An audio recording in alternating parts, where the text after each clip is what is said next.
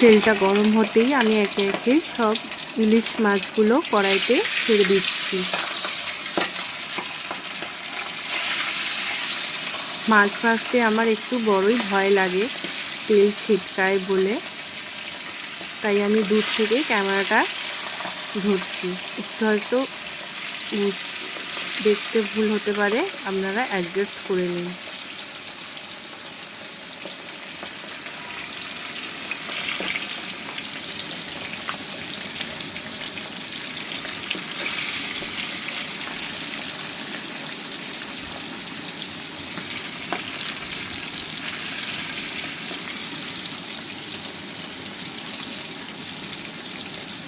আমি এখানে সব মাছগুলো একসাথে দিয়ে ভালো করে হালকা ভেজে নেব।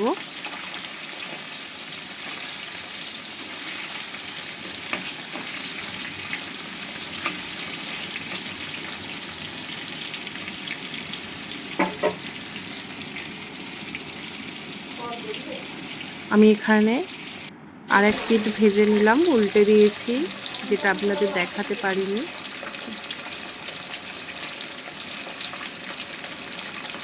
আমি এবার ভেজে মাছগুলো তুলে নিলাম। এবার কড়াইয়ে তেল দিয়ে তাতে কালো জিরেগুলো দিয়ে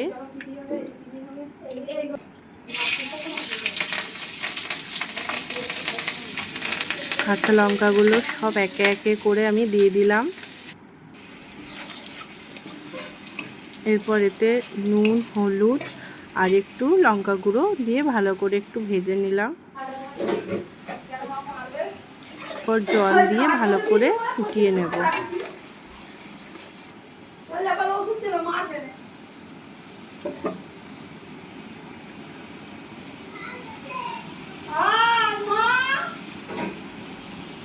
আমি এখানে সর্ষেটা ভালো করে বেটে ছেঁকে আমি ঢেলে দিলাম।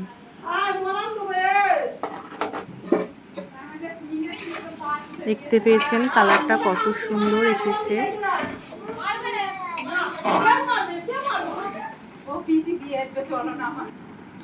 এরপর আমি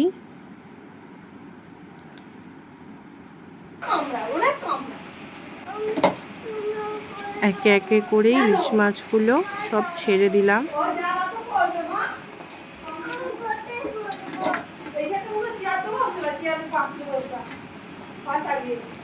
একটু হালকা ফুটিয়ে তারপরে আমি সব ইলিশ মাছগুলো নামিয়ে নেব। তারপর গ্রেভিটা ঢেলে নেব।